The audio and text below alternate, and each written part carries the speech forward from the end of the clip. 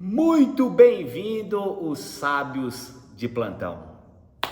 Pessoas sábias são nobres, pessoas nobres são educadas e os educados dão bom dia, boa tarde, boa noite. Então deixa aqui a prova da sua educação, a prova da sua nobreza. E vamos a mais conhecimento. Provérbios capítulo 20. Espero que Deus esteja te abençoando através desses vídeos, beleza?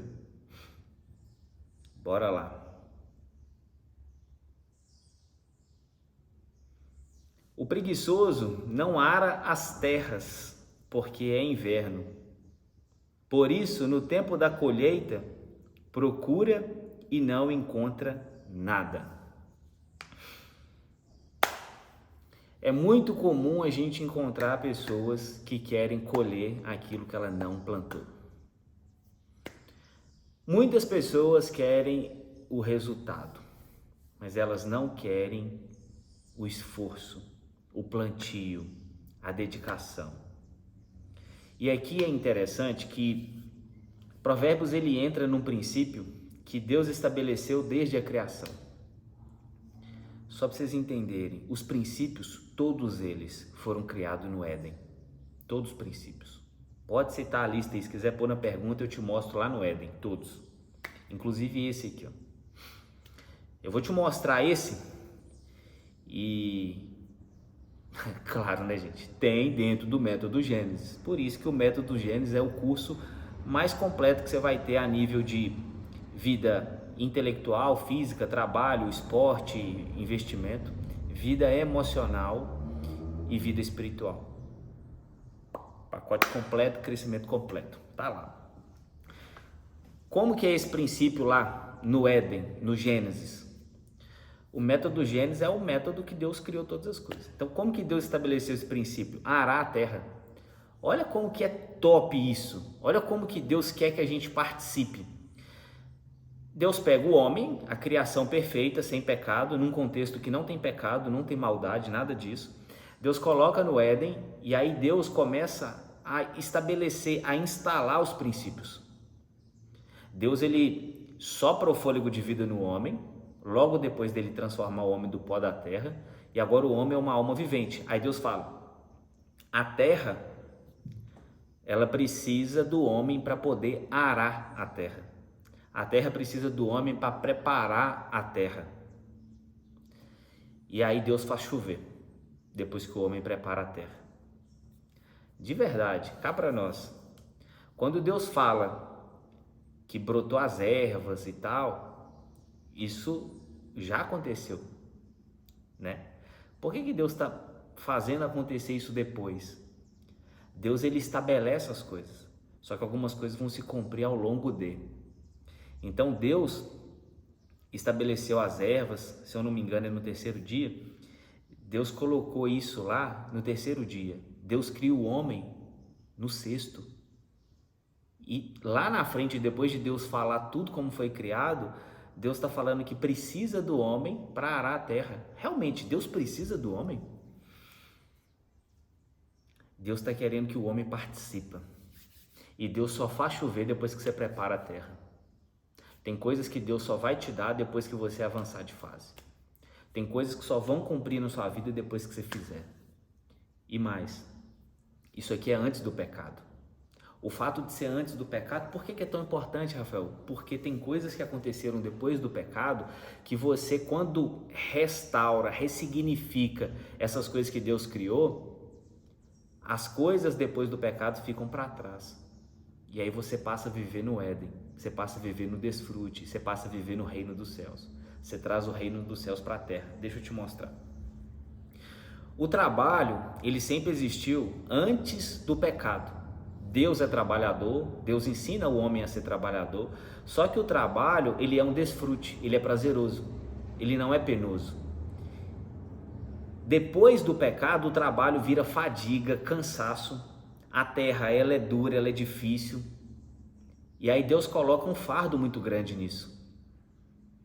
Os dois estão trabalhando, só que um é penoso, o outro é um desfrute. Olha na vida.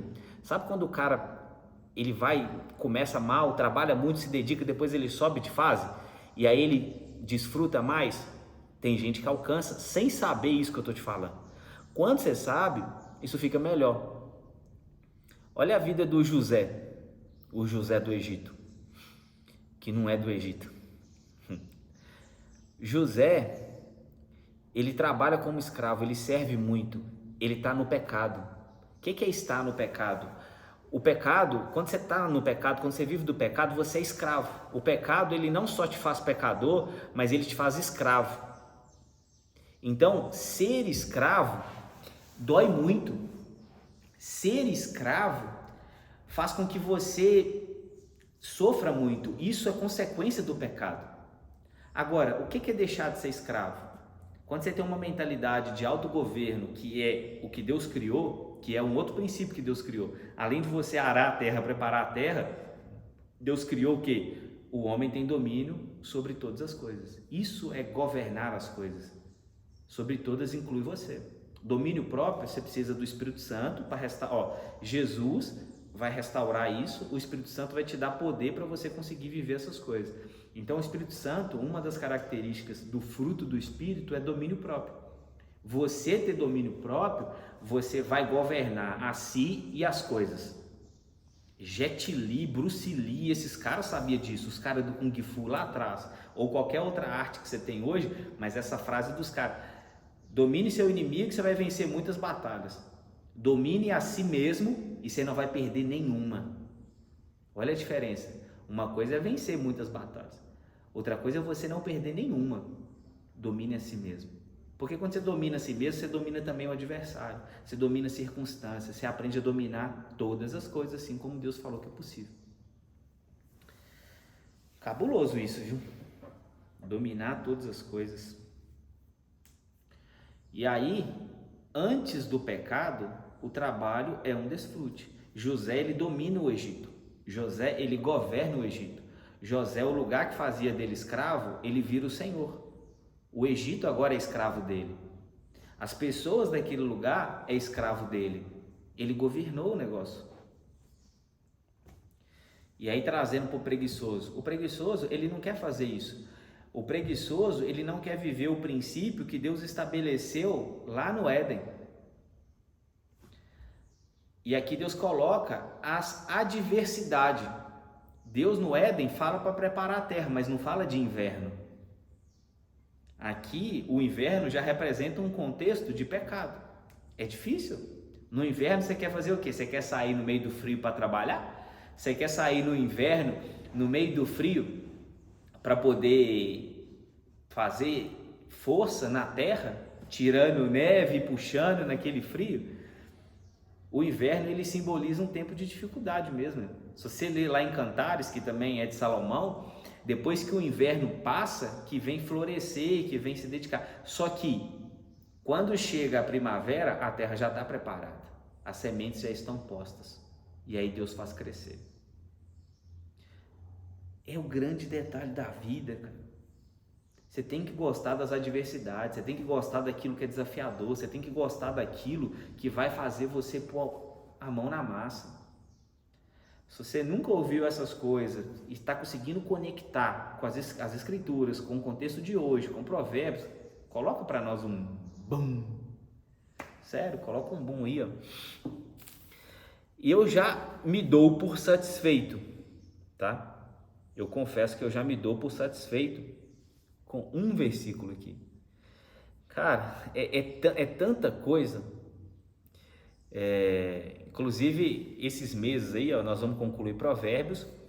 Eu estou disponibilizando, tá sempre disponível, né? Mas eu estou te lembrando quanto vai te fazer bem começar o ano com um método. E o método Gênesis, 40 dias no deserto, é um método que eu te recomendo para isso. E aí, a gente passando essa fase, eu vou começar a fazer uma série de mini estudo bíblico. E vou passar para vocês muitas ferramentas. Quando vocês pegam essas ferramentas, é igual o que eu estou fazendo aqui, ó. Eu consigo pegar um trechinho da Bíblia e por causa das ferramentas que eu tenho, eu conecto com várias situações. Então, essa capacidade de ler as escrituras e conectar com várias coisas, você faz de várias maneiras, em várias coisas. sua mente, seu espírito fica pronto, fica programado para situações assim, tá? Então, esses estudos bíblicos eu vou passar ferramentas. E claro, vai ter o mais aprofundado para aqueles que querem profundidade, para aqueles que querem pagar preço, para aqueles que querem águas mais profundas com tesouros maiores e melhores, principalmente os tesouros do céu. Que ladrão não pode roubar, nem traça pode corroer, beleza? Então olha só, eu vou pegar mais uma aqui do preguiçoso para você conectar com isso aqui, ó. Não ame o sono, para que você não empobreça. Abra os olhos e você terá pão de sobra. Nossa, cara, Deus é muito criativo. Deus, ele é muito encantador.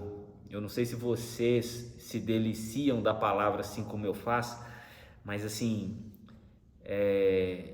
eu compartilho um pouco, só que o que vem para mim aqui é abundante demais. Obrigado, Deus. Olha só, dormir é bom, não é? Inclusive tem uma aula no Método Gênesis sobre sono, cara, para você ter qualidade de sono, porque se você não dorme bem, se você depende de medicamento, se você fica ansioso, pensando em tanta coisa, tem um monte de estratégia para você fazer uma higiene do seu sono, para você dormir bem, e você dormindo bem, seu corpo trabalha bem e você está cheio de energia e você vira uma máquina de produtividade. E mais, além de você ter qualidade de sono, quando você ajusta seu sono, você tem um sono leve que Deus te ensina até quando você dorme. É corpo, alma e espírito. O sono profundo está ligado à sua alma. E aí quando você tem uma alma tranquila, você tem uma qualidade de sono muito melhor. Tem gente que dorme e não descansa. Por quê? A alma é turbulenta. Tem gente que dorme e a pessoa não fala, Deus não fala com essa pessoa. Por quê? O espírito não tem conexão. Tem várias coisas no sono que te ajudam nisso. Ah, Rafael, tem no Método Gênesis. Uai, tô te falando que é o mais completo. Aqui, ó, não ame o sono. É bom o sono, não é? Mas por que você não deve amar o sono? Você fica preguiçoso, cara. Você fica preguiçoso. Você vai gostar demais da cama. Você vai gostar demais de dormir. E mais, não é só um sono de dormir fisiológico. É você enxergar as áreas da sua vida que você está dormindo. Entendeu? Vou te dar um exemplo. Tem pessoas que elas têm um perfil para casar, para casamento mesmo. E aí, pelo fato de ter se decepcionado, de não ter se preparado e não quer ter mais decepção, a pessoa ela acaba dormindo naquela área. Ela acaba entrando num sono. Eu vou pegar lá no Éden para você. Deus, antes de trazer a mulher para Adão, põe ele num sono profundo. E esse sono representa isso. Ele adormeceu aquela área. Quando faz acordar, os olhos abrem, ele quer muito aquilo. E quando você quer muito isso, você gasta a sua energia nisso, que é o tesouro aqui, ó. Quando você abre os olhos, você vê, você quer muito. O tesouro de ver é mágico demais, cara. Todas as pessoas que viram Deus, elas ficam tão impressionadas que elas buscam Deus com toda a sua força. Uma pessoa que enxergava tudo distorcido e ela põe um óculos, cara, ela valoriza demais a vida e ela vira uma máquina de produção. Uma pessoa que era cega e começa a ver, absurdo. Uma pessoa que usava óculos e faz cirurgia e começa a ver, absurdo. O que Deus está mostrando?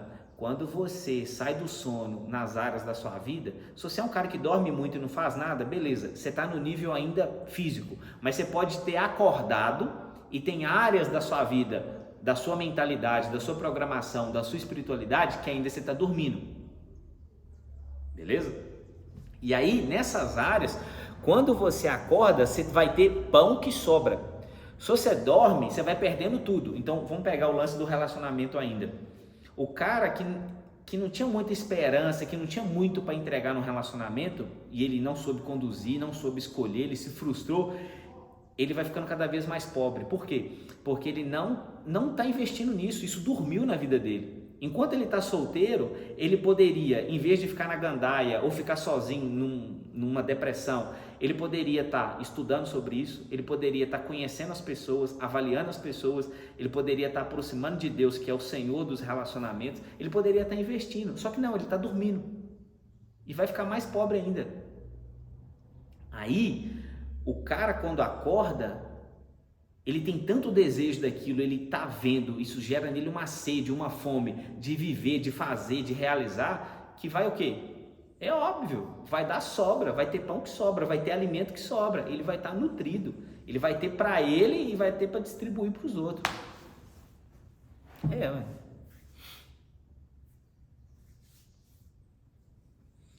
Top. Eu vou me dar por satisfeito aqui, senão nós vamos ficar o dia inteiro. 2 versículos já deu isso para nós. Ó, Provérbios capítulo 20, tá aí. Coisas que você quer que explora, que tira aqui de Provérbios, pode colocar no comentário também, que eu vou direcionar nisso para poder te dar uma chave, te dar algo especial para poder você virar e transformar a sua vida, tá bom? Deixa seu like, compartilha com alguém. Deus te abençoe e até o próximo capítulo. Valeu!